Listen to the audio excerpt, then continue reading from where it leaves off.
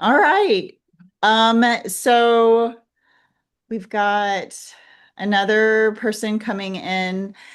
I'm just going to start us off by moving through the broad strokes of the most common questions we get asked and to go ahead and answer those and get it out of the way. Um, and then we'll kind of move through what we're trying to fund, the more sort of like meaty, ethereal, what we hope that this grant does for the Alabama arts ecology, the kind of opportunity that we hope we're creating. And we're also interested in artist feedback on that front. We're always adapting and trying to grow and change the program. Um, and I'm hoping to leave enough time so that you guys can not only ask general questions, but possibly, if you're interested, ask specific questions to your projects. I find that we can say things like we're trying to fund untraditional practices, but it's hard to know what that means without like an applicable thing. And so my hope is this is an opportunity for you guys to troubleshoot your ideas. You can talk to us about specifics. Nobody in this room is in the panel review process. And we do that so that we can be really hands-on with local artists. A lot of artists that Alabama Contemporary, Space 111, and Coleman Center for the Arts have long-term relationships with apply to this. We don't want to impede those relationships by having to recuse ourselves. And so for that reason, we use Dashboard and who puts together a panel review process.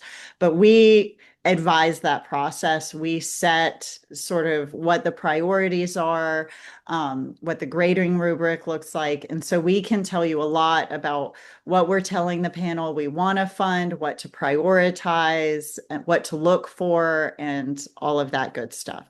So that's kind of a broad overview of how this is going to go. Does anybody have a burning, urgent need before I crack into it? Okay, so this is a precious gift from the Andy Warhol Visual Arts Foundation.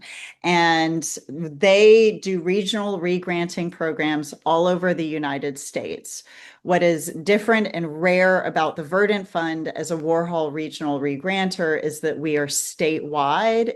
Most of these regional grants serve a large city center. And so there's ones like in all the major metropolitan areas. And when Warhol approached us about doing a regional regranting, it was during COVID. They were trying to expand the program. They doubled it. They had about 30 something regional regranting programs when we came on. It became 60 that year. And it actually started as an emergency grant. That was the whole push to build out that program. And luckily, we minded our P's and Q's and stayed on and have been on really since 2020. In 2021 or 2022, we pivoted into a project grant, which is the shape of most of these regional regranters. And I say that because if you move out of the state of Alabama, or if you know folks who are working with the Nexus Fund or the Propeller Fund or any of these other regional regranters, looking at those programs and what they fund is a good reflection of what we fund. And there are also some rules of the game that get grandfathered in by virtue of being a Warhol regional regranter. So one of the big ones is that it has to stay connected and grounded in visual arts. We don't get a choice about that. Um, One of the reasons that we decided to be a statewide program instead of just, focusing on one city center over another is that we feel that our arts ecology in the state of Alabama is diverse and very spread out. There isn't one urban area that has all of the creative culture building in one place. And so we wanted to really be able to tap into that vein and fuel it. And so we needed a much wider net. Part of that diversity is that we often get a lot of artists who ride the line or blur the line or venture way out into performing arts and all of these other areas. And the good thing about the Warhol Foundation is that they are flexible. They are forward thinking about what visual arts means. It does not have to be a painting that sits on a white wall. Um, it can venture into installation art and contemporary practices that blur that line, but that line can never disappear completely.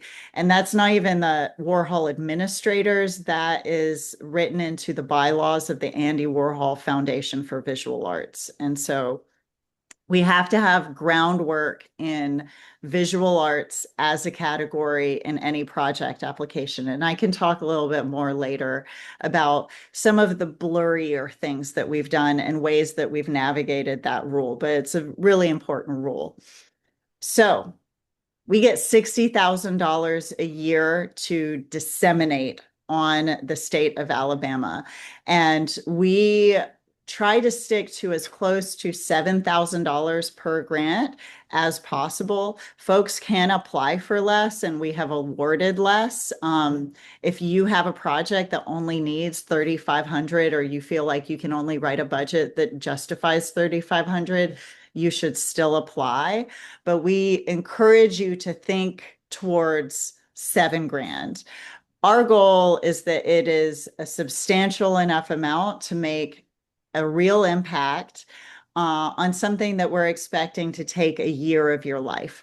It does not have to take a whole, like, you don't need to count hours, but it has to happen within the calendar year, starting from when you get your award check. So you would get your award check in this cycle by 2025, ideally. So it's usually we're doing adjudication over the fall, November, early winter. We're doing the paper processes for our awardees and getting money in the bank, the first half of the award, right at the beginning of 2025. And the expectation is whatever project you propose then happens over the course of the next year. About 6 months down the line, we do a review process check in to do the second half of the payment. And we just do that to make sure that you're doing the thing that you said you were going to do, and that you're making some headway. Now, that two-tier payment system does not mean that we expect you to pay out all of the costs February 1st, 2025, and then get reimbursed. Most of the projects culminate towards the end of that grant cycle, towards the end of the year. And so it is perfectly normal and part of our process to talk to us about how you're going to be spending each check ahead of getting the check, like where you are in the planning process. And, if you need to schedule outcomes or the public facing component based on when you're going to get your award check, we totally respect that.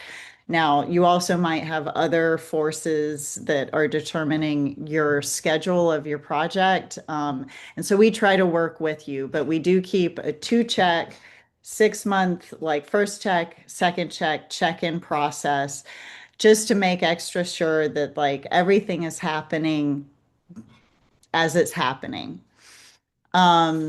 So 9 checks is about what we write, about 9 awards per year. That's not enough to cover everybody who applies, but we do say apply again. Like if you don't get in the first time, please apply again. That does not mean anything. That does not mean that your project wasn't competitive. It might have gotten pushed out, or it might have just sat at number 10 for myriads of reasons. Some of those reasons might be within each grant cycle, we're looking for a certain geographic spread. So we're only awarding a certain number of grants in critical regions of the state. And so we're aiming for the Black Belt, North Alabama, Birmingham area, deep south where we are on the coast, like we're looking at the geog or the panel reviewers are looking at geography. And so one of the reasons you could end up at number 10 or 11 instead of in the top nine is too many folks in your close proximity also applied. The other thing the panel is looking for within each grant cycle is a diversity of media. And so between photography, zine making, like painters versus performance and installation, fiber practices, within that entire spread, they're looking to sort of like diversify the awards. And so another reason you could end up at number 10 or 11 or not getting awarded one year is because you are a ceramicist and too many ceramicists applied, or they're like, so apply again, apply often. If you get awarded, you have to sit 1 year out before you can apply again. And so this is a renewable opportunity. You can't get the Verdant Fund every year, but you can get it again after you've won it for a new project. And everything's adjudicated based on the project, not the person. The panel doesn't really look at the history of your practice very much. What they're really looking for are projects that would not happen with the current support systems or other forms of support that are in place. One of the things we harp on a lot about is that we're funding untraditional practice and untraditional spaces. Um, some of the bare bones of what that means is that you're probably not going to get the award if you're already working with a gallery or a museum space. The reason for that is that we don't want to give our institutions any reason not to pay artists what they should be paid, and that we expect that, like, if you're working with a museum, that they're going to fund that project because it's part of their programming. So we're trying very hard not to duplicate existing opportunities, but add to the pool of opportunities that are available. Um, that could be really traditional practice in a really untraditional space. And so you could take a traditional painting practice, you're building a body of work of these new paintings, and your public facing component is going to be in a derelict warehouse or at like a defunct 7-Eleven in your neighborhood. And as long as you have like sort of all of the thought process that fuels those decisions, that would be something that the Verdant Fund would fund. It could also be like a little less wild on the untraditional space. It could be just public space or third space or a community space that you have access to, but really untraditional work that wouldn't make it into that space without funding and support coming from us. Um, so one of the things that you want to answer in your application is why you need the Verdant Fund for this, why, how it sits outside of the opportunities ecosystem that you navigate, and how it does that. The other thing to say is that we really care about career impact. We want artists to have an abiding impact and set of resources from this grant. The public facing component is important. Like, it's one of those criteria that comes from the Warhol Foundation that something has to happen that faces the public. And that means like it can't be behind a paywall, it can't be invitation only. Somebody in your proximity has to have access to whatever you make at some point in the process, but is not the most important thing. Like, having a public facing outcome is great and important, but you are going to get a lot further with our panel and our grading rubric by focusing on how this creates an opportunity for you to build your practice, how this allows you to build a body of work that you wouldn't be able to focus on otherwise. Some Verdant Fund awardees have used it for like material and technical costs of like making like a DIY space that they wouldn't be able to create without this sort of funding and opportunity. And like so really focus on how it builds your practice and allows you to do something new and special. And an example of that sort of topsy-turvy priority of practice over public is a lot of the time the public facing component has been something small, like a zine where the artist threw a party and gave away a certain number of free zines. Um, do not think you have to have an exhibition with a capital E. Do not think that you have to have, like, a huge party throwing budget, that you have to throw a festival or anything like that.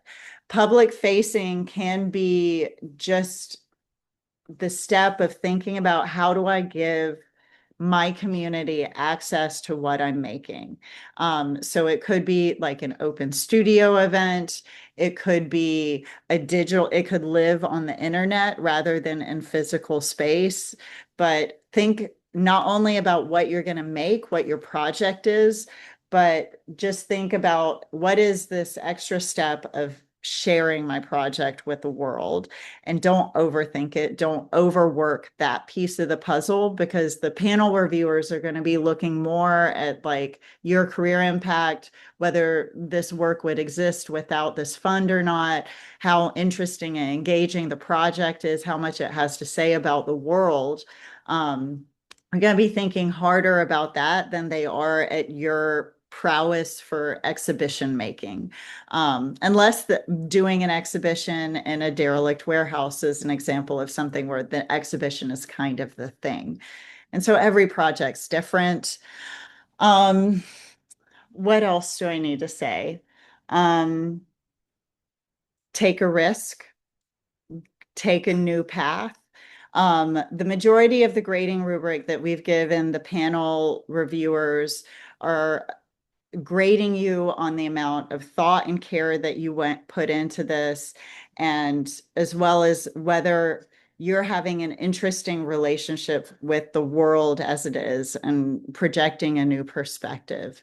And so talk about your work from a philosophical standpoint, not just a technical standpoint.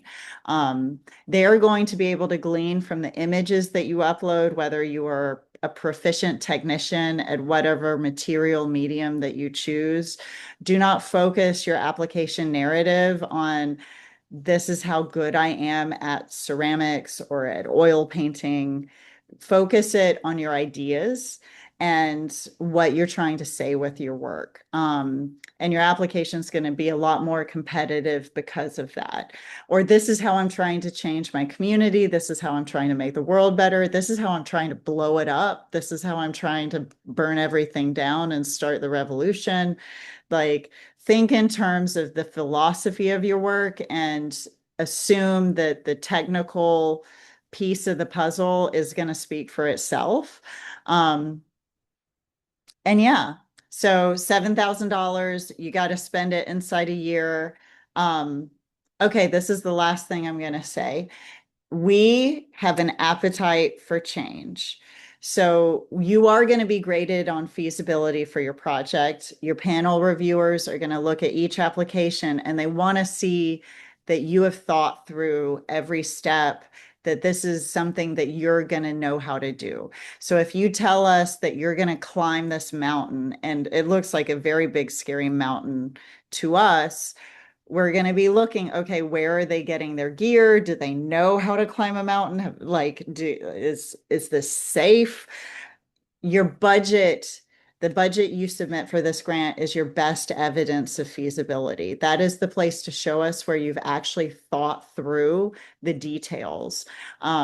Because if you give us this grand plan to climb the mountain and there's like one line item in the budget that just says gear, your panel reviewers don't know you. We make an effort of pulling in curators and arts administrators from other far outside Alabama in this panel review process. They don't know that you know how to climb. Show your work in the budget. And then look for opportunities to say, like, this is why I'm going to, this is what I'm going to do. This is why I'm going to do it. This is how I'm going to do it. And all of that said, we're grading on feasibility. We want you to think through all of the steps, but we also know that when you get into the wild, when you're trying to install an exhibition in a derelict warehouse, sometimes the roof falls in. And I'm like, literally, this has happened with projects I've worked on. Sometimes the roof falls in, and you have to switch spaces. The untraditional spaces and untraditional practices are unwieldy, and we understand that. And this is not the kind of grant fund where at the 6 month check-in, you've had to pivot and you're putting your show in a pet store now instead of this very specific warehouse you had picked out. And we're sitting there with your proposal going, oh, no, no, no, this is not what was discussed. We are adaptable. What we want to do is build a relationship where you can share and troubleshoot and get support in that process of adapting your project for your community. And I tell you, almost every project we fund has some sort of critical change that happens, because when you fund things that are in the community and in untraditional spaces, it all gets a little bit more wild. And so part of that check-in process is to check in about, okay, everything, this is going to plan, this is going to plan, this is going to plan, and that's great. We love to hear it's going to plan. This is what's not going to plan. We were going to plant 20 trees, and like we don't have 20 sites, we have 10 sites, and we need to pivot. Like, tell us your pivots. We are never going to reduce your check amount if you tell us how the project is changing. If you keep us informed of what's happening, if you run into a hurdle that you don't feel like you can cross, like you thought you had, this relationship with this property owner that was fail safe, and now you don't know where your work is going to go and what's going to be the public facing component. The only way that you won't continue to get your full funding is if you ghost us.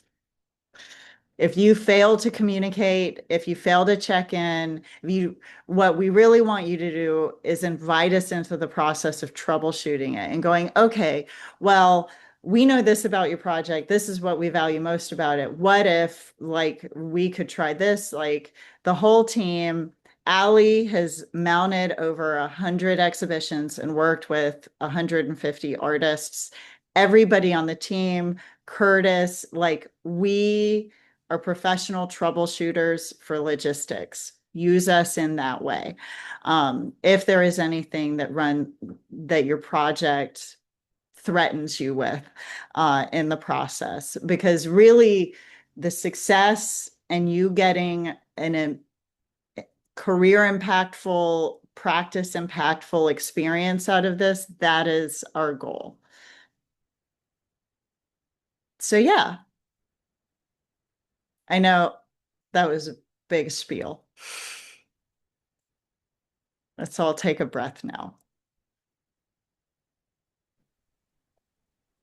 I have a question. Yeah, Should our images be works that we've completed in the past, or should it be images like a proposal of what we're going to make?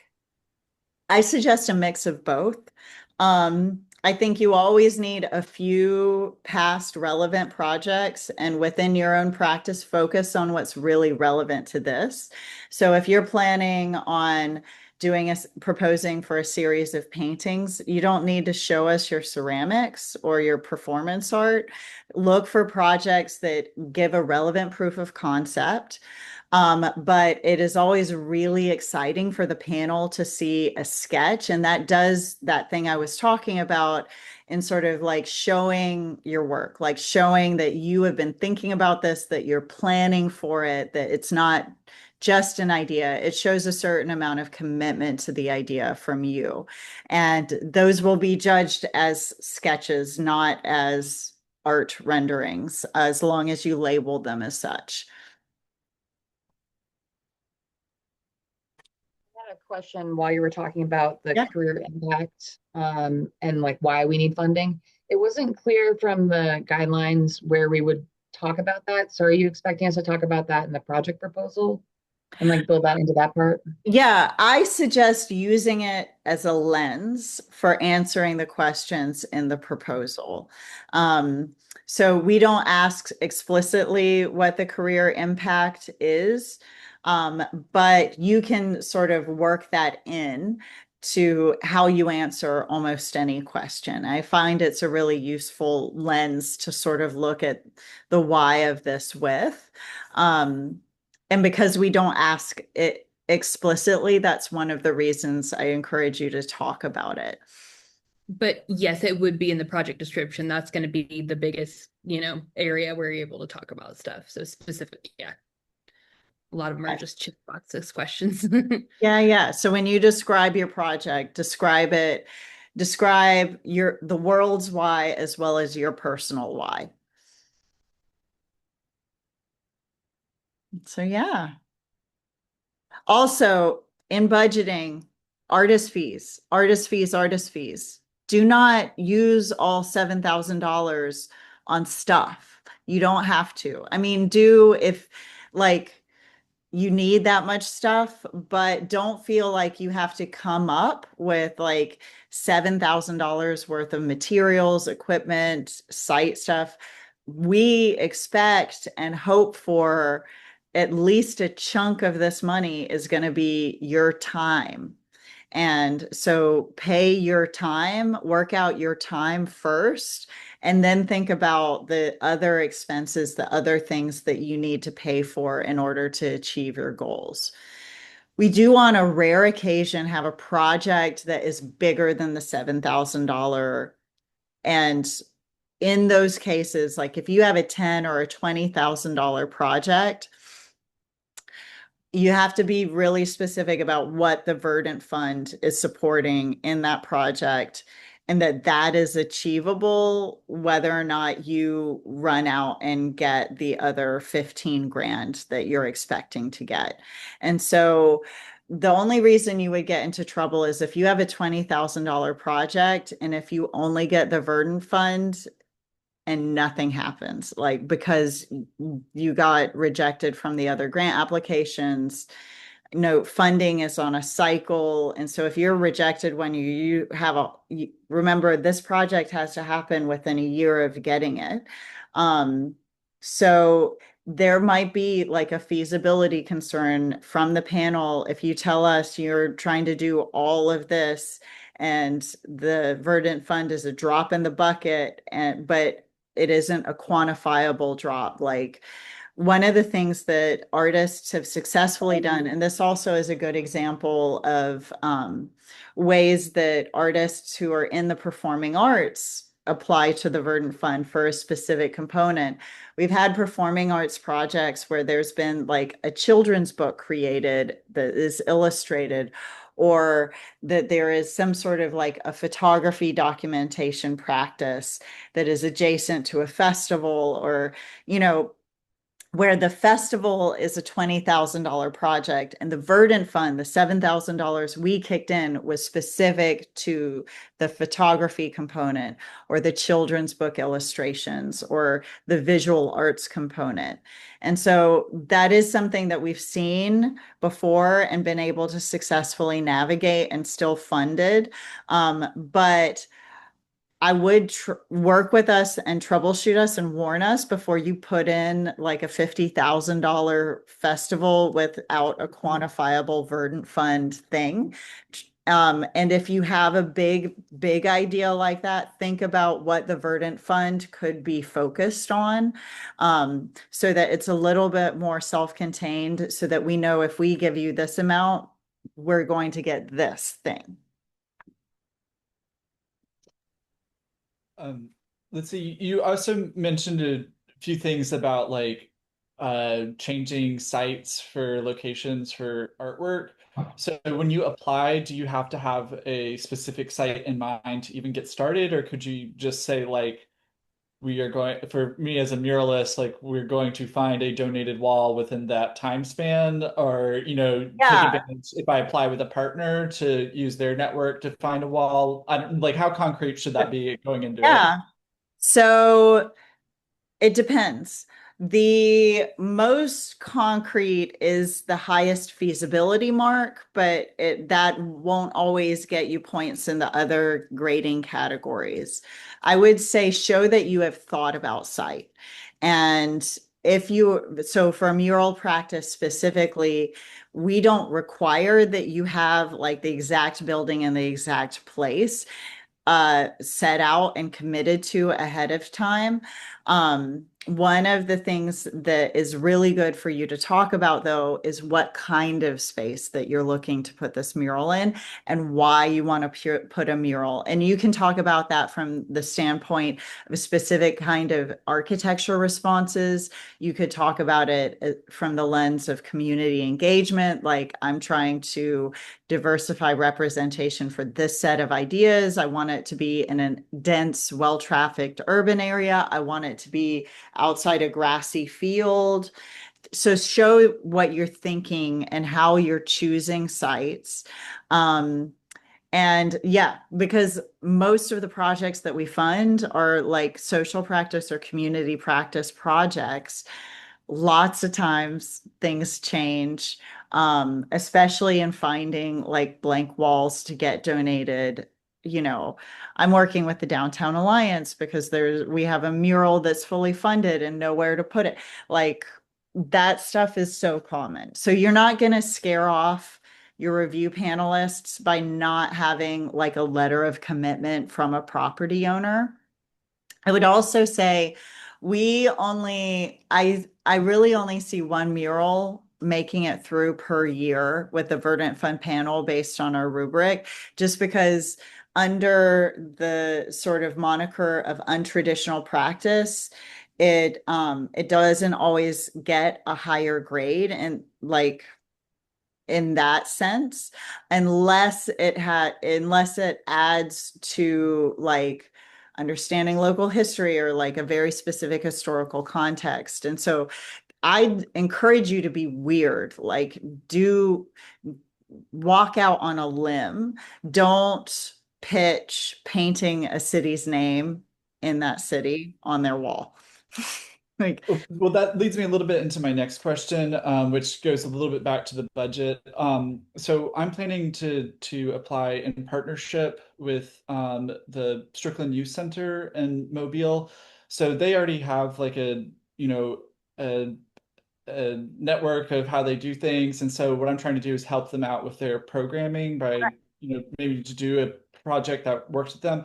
So that kind of gets a little bit more into the budget side of things where I might be pitching a project that's a little bit more money than the 7,000, not 50,000, but yeah. just slightly over the edge. So would Yeah. it be really important to show the commitment from the project partners who are Yeah, interested? yeah. I would say Yeah. yes. Get a letter of commitment or support letter from them, from whoever you're working with. And that's gonna, honestly, I think most of the time, if you have a partner that answers most of the questions our panel might have about your project. And when applying with a letter, would you tack that on at the end somehow, or like do I apply as I normally Allie would and then question. follow up? Allie, you're muted. Unmute. Okay, I'm looking at the application right now and I don't like see a specific place for that. I feel like but would you say maybe upload it as an image or should we make there's a place for 7 images if it could be like Yeah. an image spot or maybe tack it on to your CV like make your CV a little Okay. longer and because I don't see a specific spot for it. If you have any issues I would email us, but I feel like kind of what do y'all Curtis and what do y'all Yeah, think I about think historically folks have used one of the upload slots. We have tried to keep this application as simple and easy as possible. We don't want to scare people off from applying with like a lot of crazy hoops. We don't need your firstborn child or your blood type or anything. Um, So nothing is you do not have to use all 7 uploads, but you can also use, you could use 5 for images of your practice and then 2 more for other kinds of support or documentation. If you have a PDF of an article that was written about you. Remember, you are wildly foreign to this panel. When you imagine the panel, do not imagine like your mom's friends. Like these people don't know you, and all they're going to learn about you is what you put into this application. And so do try to give them a full sense of who you are. Um, but a lot of folks who apply will give us like 2, 3 images, and we have funded those projects before without all 7, and so. Yeah, and again, I'm just trying to feel out because of a little bit of what y'all do and don't like. So the, what I'm pitching, I guess, is more having to do with working with like a specific group of people. Yeah. So is the act of working with people more important than the finished product? Or like, what or is it, you really need to have like a finished, beautiful mural, or like, I'm trying to kind of gauge a little bit of like what to focus more on, like the community Yeah. engagement side or like the art itself. Yeah. So first I'll put a little bit more muscle in defining public facing. There needs to be something like we have a lot of projects that some of our favorite projects have been outreach projects that zeroed in on a very specific population, usually a vulnerable population, and like served that community and worked in collaboration with that community to bring visibility to a set of issues. When we say public facing, it has to be a broader public than that. So you can't have to have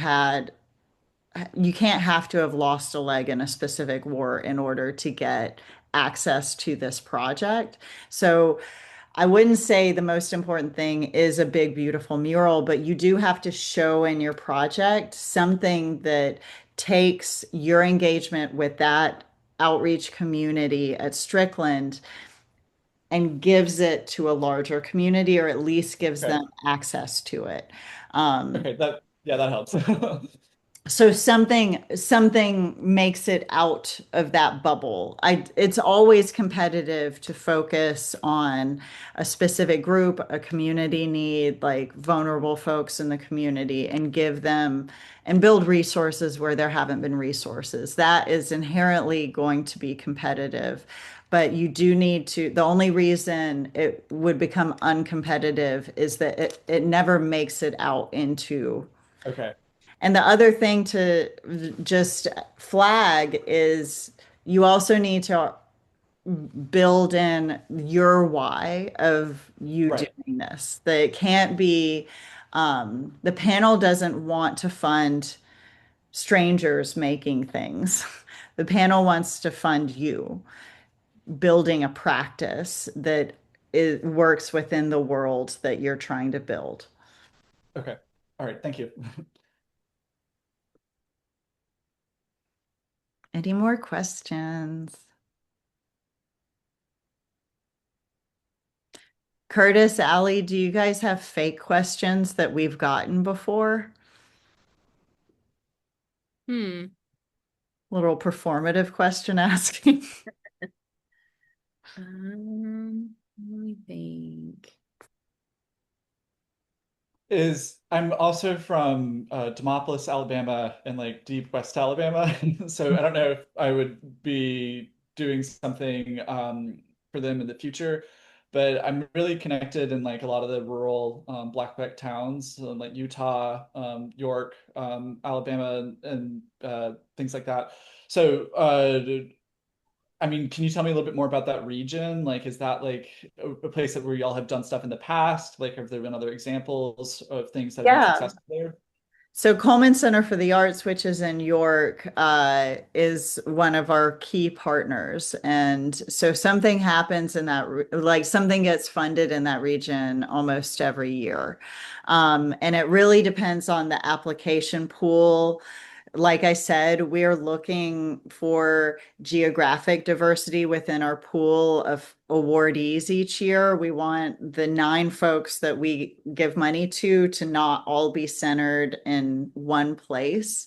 But yeah, so those spaces, because, you know, I mean, you guys aren't going to be surprised by this. We get a lot of applications from Birmingham, because that's where like BMA and like, out like the university, like there's such strong educators there and museums there and art spaces there. We get a lot of applications from those artists. Really, the only time we're limiting is in those bigger nodes within the state, where we get like a bunch of applications. And so there might be a hard limit. There will be a hard limit on how many things we can fund that come from the Birmingham or Jefferson County region. There will be a hard limit on how much we can fund from my region, like the Gulf Coast, because we tend to get, just depending on where things land. But inherently, anybody applying to do projects, deep black belt, far north Alabama, in those outer flung communities, the way this grant is structured, those projects are inherently more competitive because there are regions where there's not a lot of artists, or there's a lot of artists, but nobody knows how to fill out a grant application. Internet access is a huge hurdle that we don't know quite how to solve, just yet with this opportunity. And so we're always looking for ways to sort of like get those folks connected to this opportunity.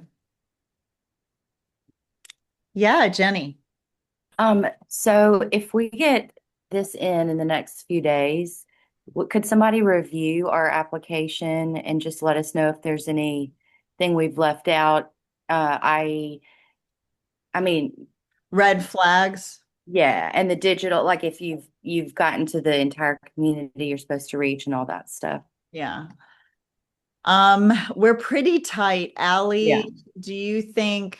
Yeah, I mean, I know that we like to look at them for red flags. I would wonder if you would just want to send it via like email rather than via submittable. Does that make a little more sense? Absolutely. Bet, do you agree? Yeah. And I would say the sooner you send it to us, Sure. or the earlier in the process you send it to us, the more time we have to actually like give feedback and troubleshoot issues. Like part of the information sessions being sort of a space to kind of troubleshoot your ideas is to function in that way.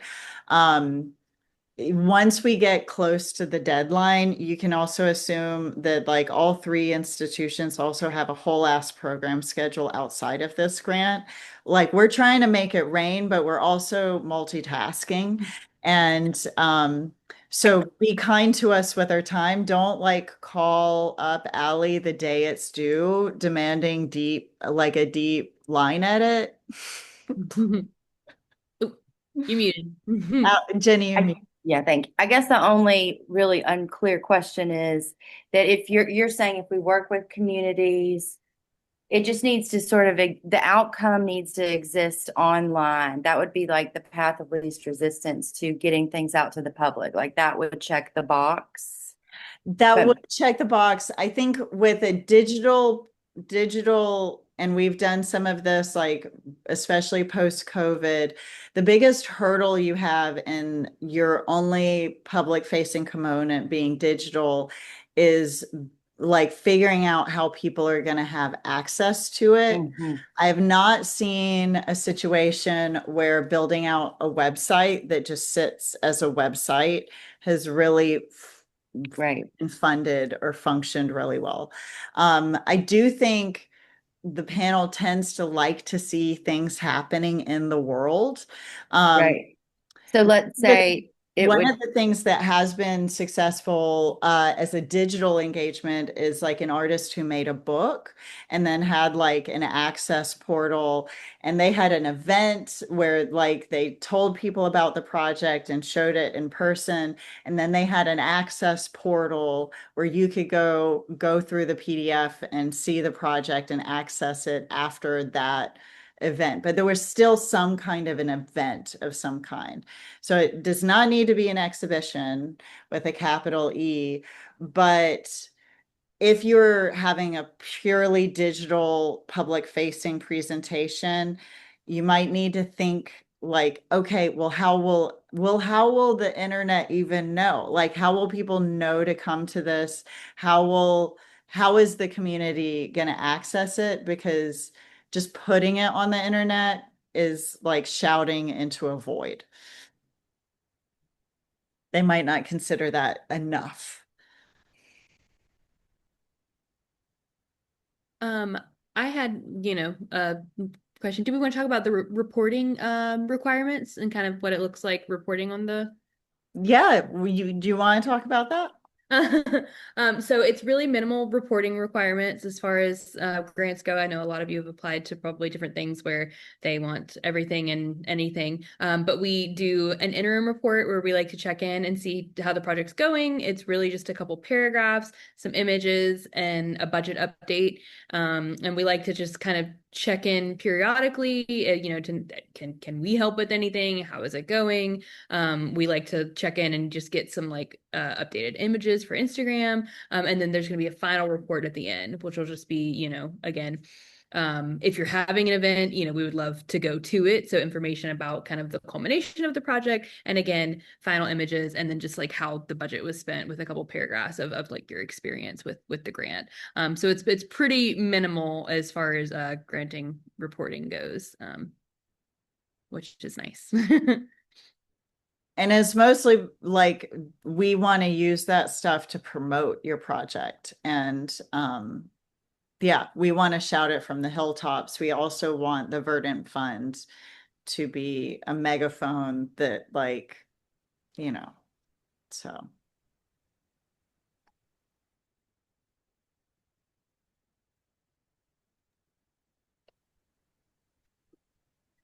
Cool. So I heard from Banks. Does anybody else want to talk about their project? I'll talk about my project. I'm Yeah. proposing, well, I was invited to do an installation in a new experimental film theater that's going to open up in Opelika Cool. called Boxcar.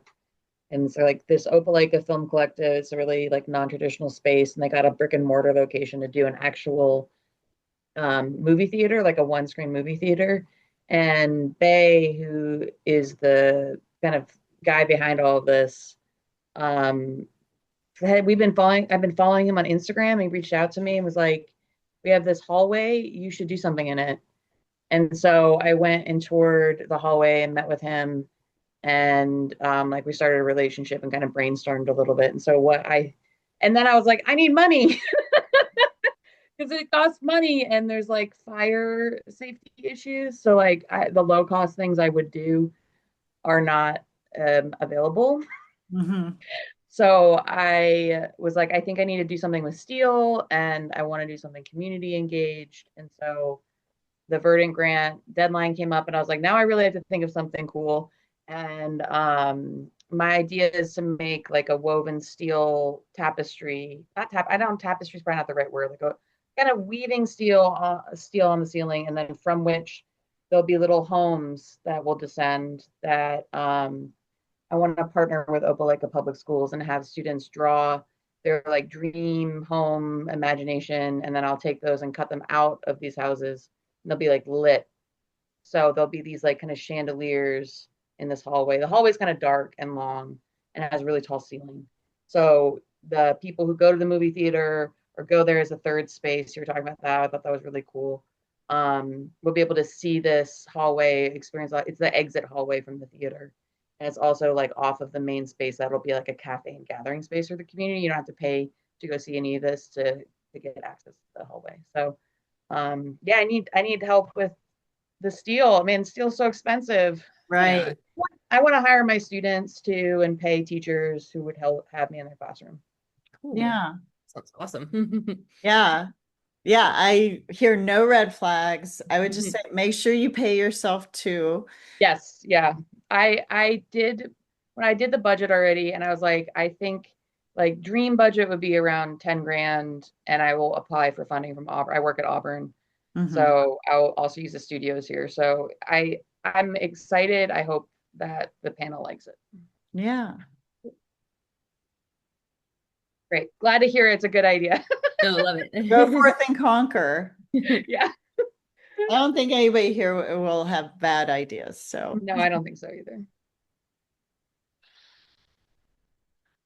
okay, cool. I'll give it another minute.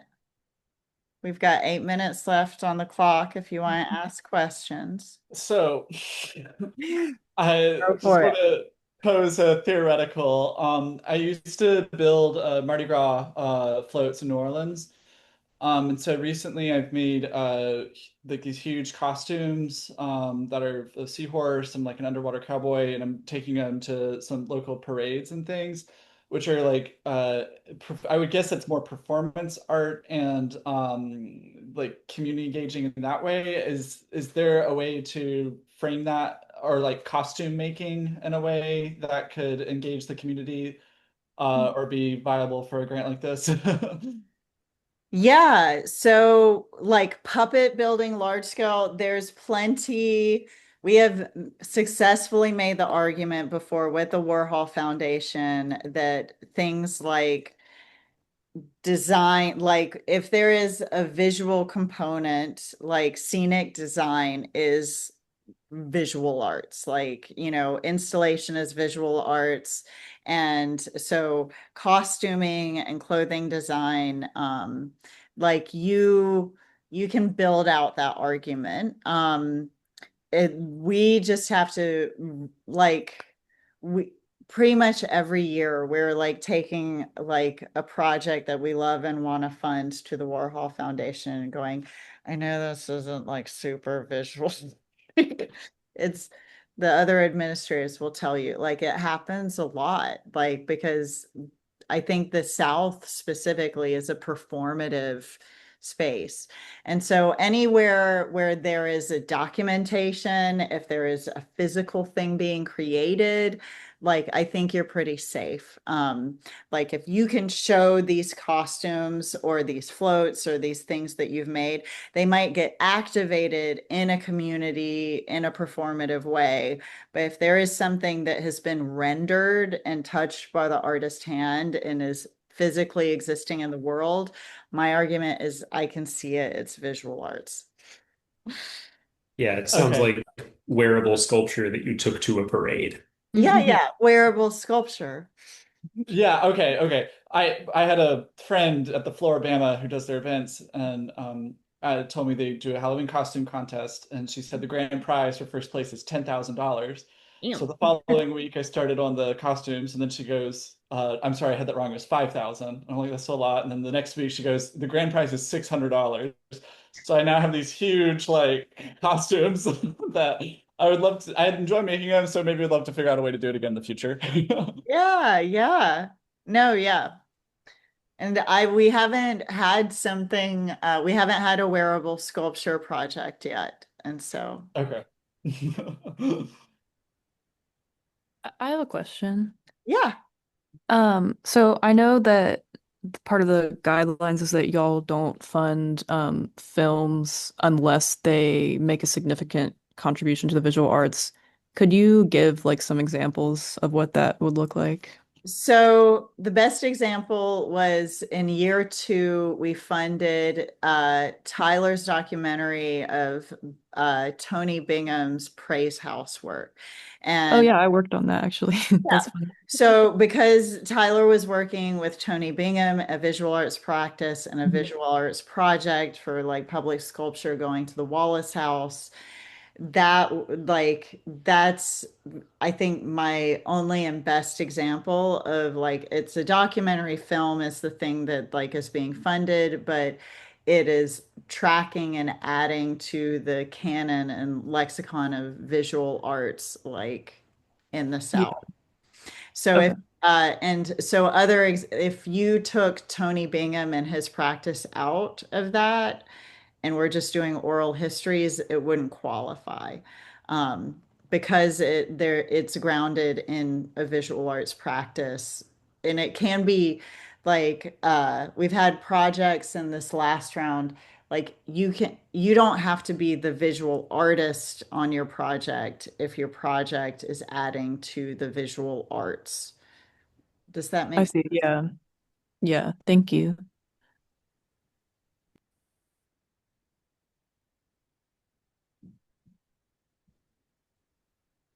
Okay, cool. So it's 3 minutes till 6, and I assume everybody's got uh, a ferocious dinner awaiting them, and you guys can all get released back into your evening. And yeah, reach out. Allie's contact information is on the site, but all of us are available to answer questions. Yeah, thanks. Allie, I don't think your phone number works on the site. It sends it to Verizon. My office, yeah, it's probably our old office line. So we'll get that changed. I'm also Okay. happy uh to give my cell phone. I think Micah might have asked me about your project while I was I was meeting with people today. I was trying to get in contact with you. That's besides the point. Sorry. I also no, please, like that's good to know. there was some time where I couldn't get on the website for some reason. This was a couple weeks ago. Okay, It good. went down. It was Went down fixed. and back up. We And that we were just venting about Squarespace. Okay. Well, I was able to find a link to the submittable, so I was able to like work on what I wanted to work on. But I was like, why? It was just working for me yesterday. yeah, no, it's always a fun discovery to know during an open grant process that the website is temporarily down. Yeah, So I feel I for your understand. patience. Yeah, I would say Allie's email is on the Verdant Fund site. Email her, reach out to her, and she will give you all of the everything you ever needed to know. And more. Yeah, she'll make your dreams come true. But yeah, please Allie's reach out. just a human. She's going to do the best she can, and so are all of us in this imperfect universe. Viva la revolution, y'all. All right. Cool. All right. Bye, y'all. Have a good one. Thank you.